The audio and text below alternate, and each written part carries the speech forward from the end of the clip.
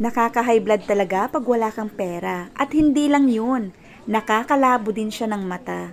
Kaya tara, pasok tayo dito sa EO at magpagawa tayo ng bagong salamin. Alam nyo ba mga friends, ramdam ko talaga na tumaas yung grado ng mata ko.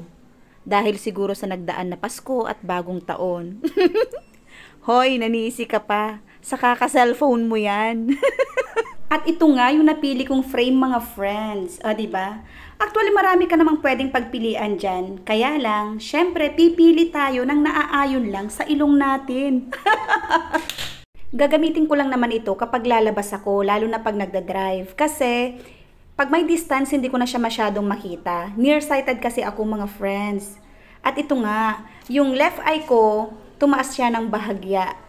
At ito na nga, nung magbabayaran na, alam nyo ba, feeling ko, yung right eye ko, hahabol na siya sa grado ng left eye ko.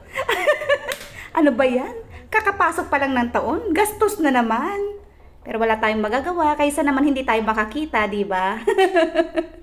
Saglit nga lang pala yung pag-aantay ko rito, mga friends, at nakuha ko rin siya kaagad in 20 minutes, o di ba? Pero alam nyo, sadyang natuwa talaga ako. Kasi nga, kapag EO brand, yung salamin mo, ang ganda. Meron siyang kit. O, diba? Ayan o. Love your eyes.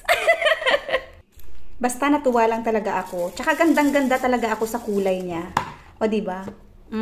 Napakahirap niyang buksan. O, ayan na nga.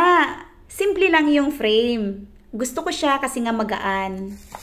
Diba? At ayan yung mga kasama niya, mga friends. Mayroon na siyang lagayan ng salamin, mayroon siyang pamunas, mayroon siyang pouch, mayroon siyang warranty card, at meron din siyang, ayun o, yung pang-adjust. Yan. Yan ang mga kasama niya. At ang binayaran ko pala dyan ay 3,575. O, diba? Pwede na, kaysa yung dati kong salamin. Mas okay ito. Feeling ko mas maganda siya, mas magaan, at yun ang gusto ko. Yun lang mga friends, salamat sa inyong lahat at salamat sa inyong panonood. Bye everyone!